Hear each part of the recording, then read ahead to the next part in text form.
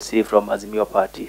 Day 2 of the memorandum's presentation saw at least 5 different stakeholders make an appearance before the National Dialogue Committee. Yeah, we may start from us. They saw interreligious organizations call for an audit of the 2022 elections, sentiments that were backed by the political parties' liaison committee. Proposes the establishment of an independent and multi-sectoral task force to audit the electoral process to identify all the loopholes and weaknesses of the electoral process and elections. Interests of putting the ghosts of 2022 to sleep. That we have a complete audit of the elections. A complete audit. Supreme Court hearing of the presidential petition appeared to be another bone of contention as the group sought to have the days extended to 21. The Council proposes the removal of the boundaries delimitation function from the IBC and locating in a framework established under the Act of Parliament with multi-stakeholders representation that is set up every 8 to 10 years. Though the Constitution maintains that the mandate of the boundaries delimitation is the role of IEBC, the clergy drawn from different churches are of the opinion that IEBC ought to concentrate on matters elections and thus they need to relieve it of the delimitation mandate.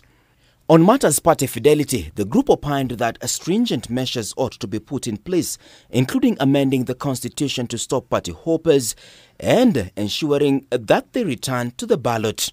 Discipline and growing political parties as institutions, amend Section 14A, B and C of the Political Parties Act to provide that the by-election must be held where a member defects or is removed by deeming him or her to have joined another party. They, however, have no problem with the current IEBC selection panel, which they want to proceed with their work as gazetted, saying they want 2 slots for the 2 political parties to be added. Out of 11 CEC members, Sabaot are only having 1 CEC. And that is the only county that they can call their county. County, kwa sababu ya development.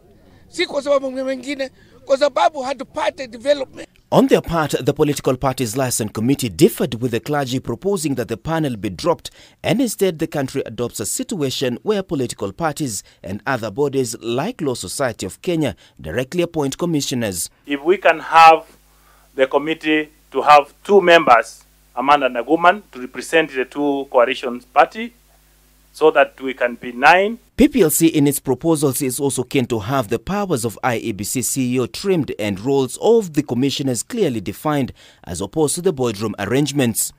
As part of their recommendations further, elections results transmission from the ground should see the results scanned and sent straight to media houses and political parties as well. Results are scanned and transmitted directly from the polling station, not only to the National Tallying Center, but to all accredited political parties, all accredited media houses. Representatives from persons living with disabilities and the National Youth Councils also made their presentations. But it turned to be an emotional moment when the Sabaot community turned up to demand a county of their own. At times Raila is right. Raila ni ukweli kwa sababu you don't address his injustices. You just stick to peace. Na mimi yuko hapo Mulema nimefungwa mguu. Out of 11 CEC members, Sabaot are only having 1 CEC. And that is the only county that they can call their county. That's a fact. They claim that they have nothing to show since the country gained its independence and have continued to suffer discrimination. The Law Society of Kenya are expected before the committee on Tuesday, where matters of Finance Act and constitutionalities are expected to feature. Martin Opio, K24 TV at the Bomas of Kenya.